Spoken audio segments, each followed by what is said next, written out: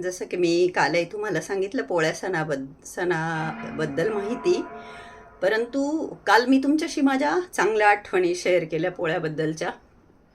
वाईट आठवण ज्या मरेपर्यंत लक्षात राहील त्या म्हणजे अशा की मागच्या वर्षी पोळा श्रावणी सोमवारी होता आणि मी शंकराच्या मंदिरामध्ये रुद्राभिषेक करत होते हैदराबादला.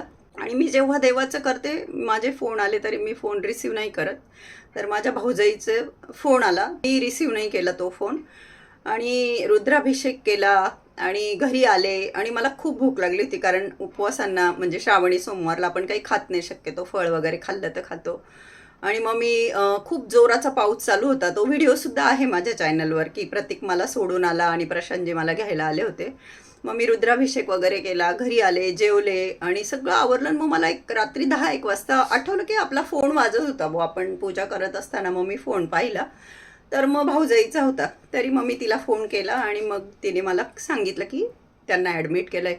मग मी घाबरली, ॲडमिट केलं आपण दवाखाना म्हटलं की भीती वाटते. मग मी तिला विचारलं काय झालं, मग तिने सांगितलं की पोटात दुखत होतं असं तसं.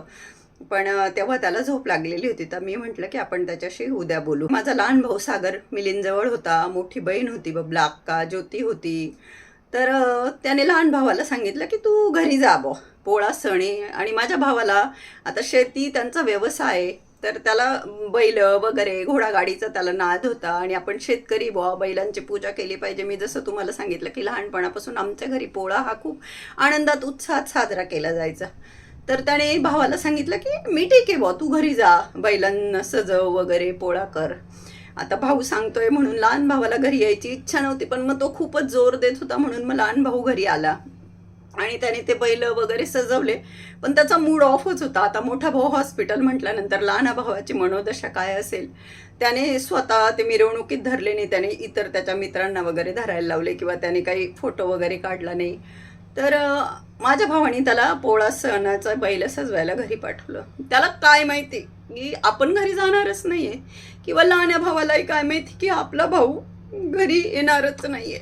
तर असा माझा भाऊ त्याला सोमवारी ॲडमिट केलं होतं आणि 2-3 दिवसामध्ये देव त्याला घेऊन गेला. तर हा पोळा जशा काल मी तुम्हाला सांगितलं की खूप सगळ्या चांगल्या आठवणी होत्या, पण आता आयुष्यभर ही आठवण राहील की माझ्या भावाला पोळ्याच्या दिवशी ॲडमिट केलं.